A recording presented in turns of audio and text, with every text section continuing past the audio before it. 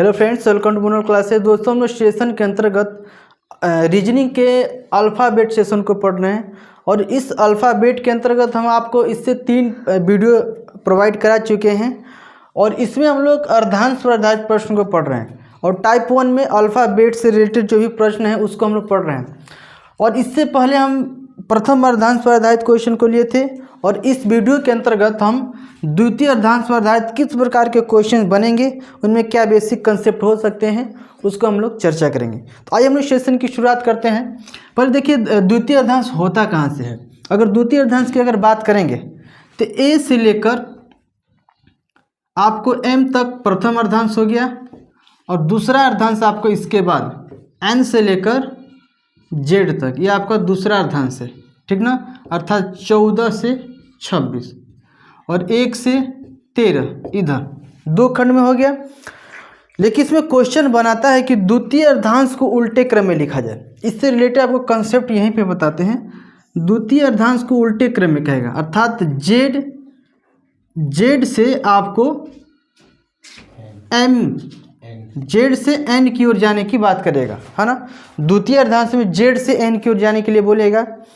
तो उसमें कहेगा क्वेश्चन इस प्रकार से कि अगर किसी अल्फ़ाबेट के द्वितीय अर्धांश को उलट दिया जाए, अर्थात विपरीत क्रम में लिखा जाए, तो दाईं तरफ से और बाईं तरफ से बोलेगा ना, और आगे का कोई चेंजिंग नहीं होगा, आगे तो उसी तरह रहेगा आपको एन तक, ठीक ना।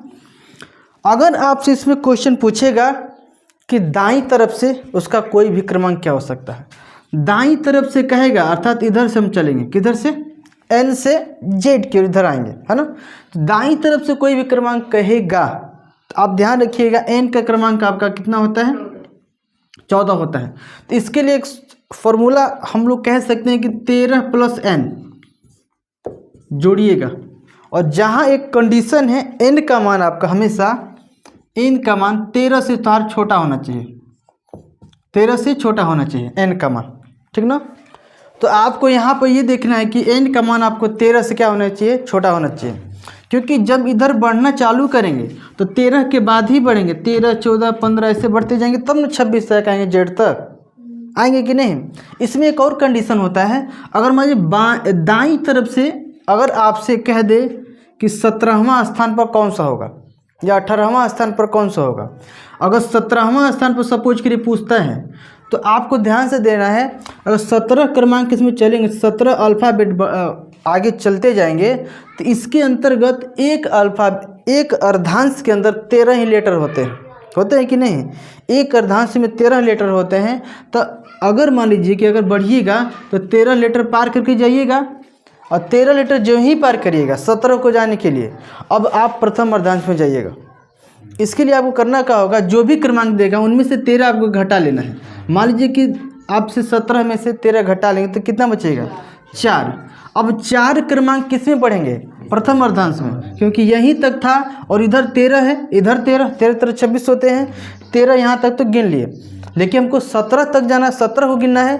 तो 13 तक गिनने के बाद 4 को प्रथम अर्धांश में गिनेंगे, और जब प्रथम अर्धांश में गिनिएगा तो एन से एक की ओर है, तो जब एन से एक की ओर है अर्थात यहाँ प्रथम अर्धांश उल्टा क्रम में हो गया, हुआ कि नहीं। जब प्रथम अर्धांश उल्टे क्रम में होगा उसके लिए बोले हैं 14 माइनस एन का फॉर्मूला, बताए हैं कि नहीं है। तो अब यहाँ एन का मान 4 घटाएंगे आप, तो 14 माइनस एन 4 है 10, ये आपका जे हो जाएगा।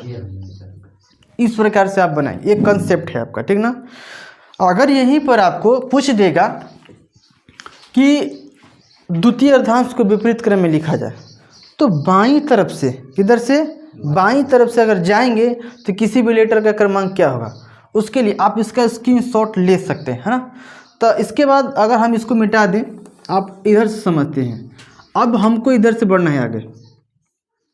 सपोज करिए कि इधर से बढ़ रहे हैं और कहेगा कि 15वां या 18वां स्थान पर कौन सा लेटर होगा।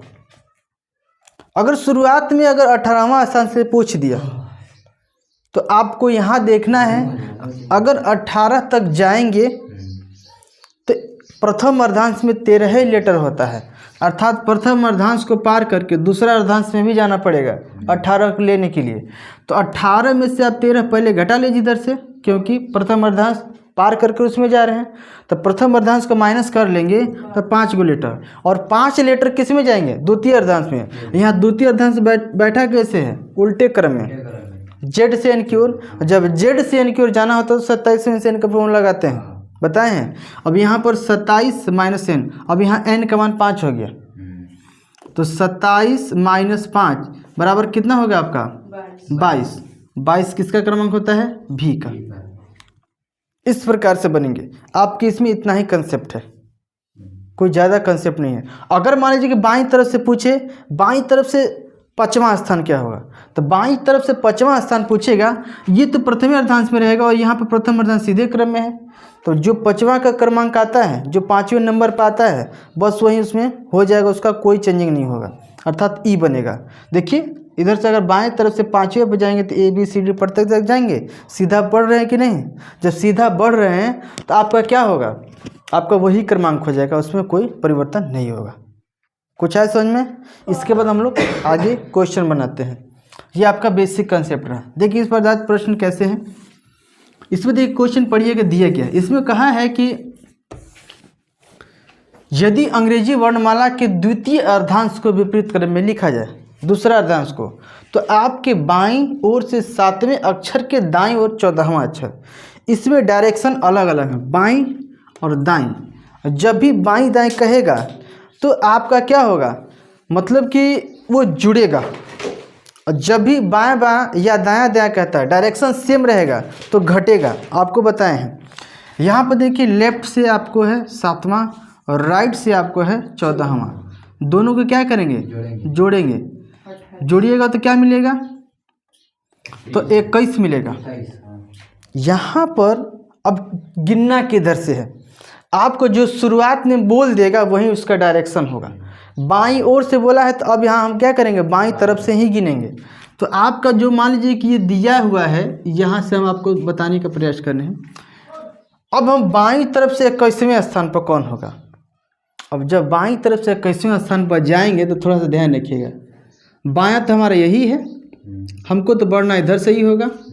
21वें स्थान पर जाएंगे तो उसमें 13 गो पहला अर्धांश तो खत्म हो जाएगा, अर्थात हमको दूसरा अर्धांश में ही एंट्री मारना पड़ेगा। तो इसके लिए करना क्या होगा कि अगर प्रथम अर्धांश को पार करना है तो इनमें से प्रथम अर्धांश को घटा लीजिए।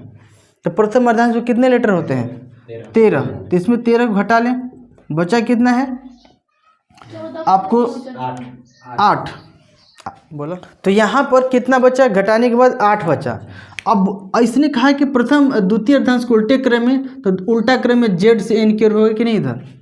अब क्या किए हैं कि हम 13 तक तो प्रथम अर्धांश को कर लिए, अब बचा 8 गो।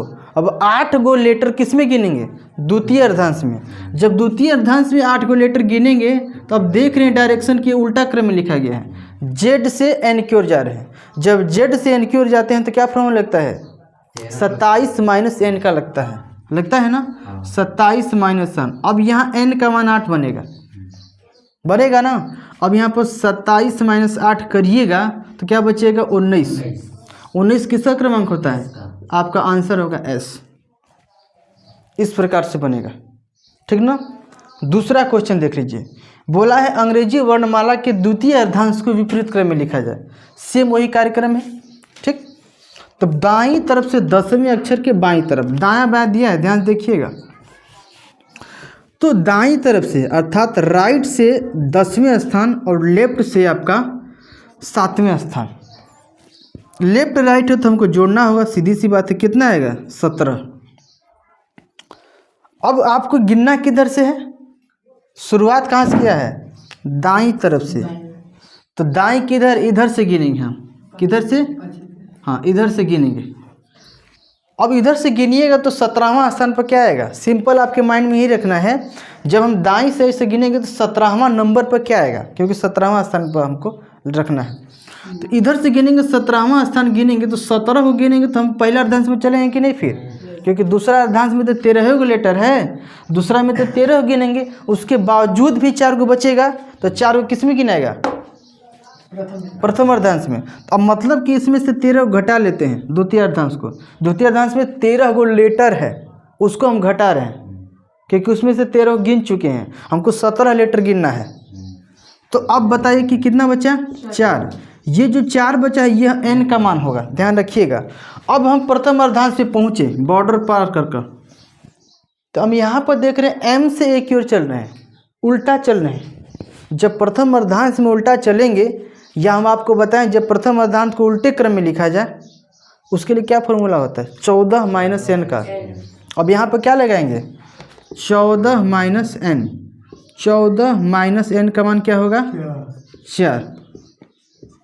घटकर आएगा 10। किसका क्रमांक होता है, j का। आपका सही आंसर होगा j। कोई डाउट?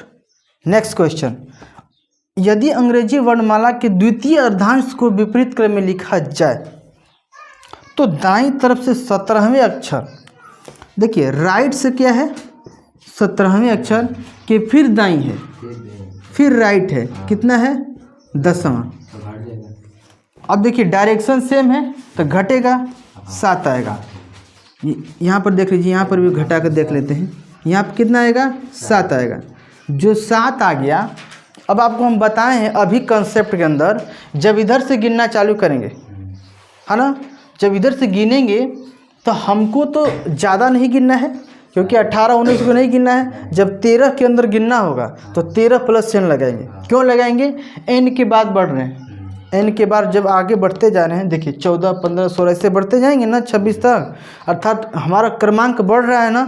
तो कहाँ से बढ़ रहा है, 13 के बाद बढ़ रहा है, तो यहाँ पर 13 प्लस n का लगेगा और यह n का काम करेगा यहाँ पर। तो 13 प्लस 7 20 हो गया। 20 किसका क्रमांक होता है, t का। तो आपका सही आंसर होगा t। यहाँ तक क्लियर हुआ है ना। तो इस छोटी सी वीडियो में हम आपको द्वितीय अर्धांश से आधारित जो भी क्वेश्चन थे आपको बताने का प्रयास किए, और अगले वीडियो में हम आपको पोजीशन काउंटिंग जो भी होंगे उससे रिलेटेड जो भी क्वेश्चन बनेंगे, इसी का सेकेंड टाइप है, वो आपको बताएंगे। तो आज की वीडियो में बस इतना ही, मिलेंगे नेक्स्ट वीडियो में, तब तक के लिए जय हिंद।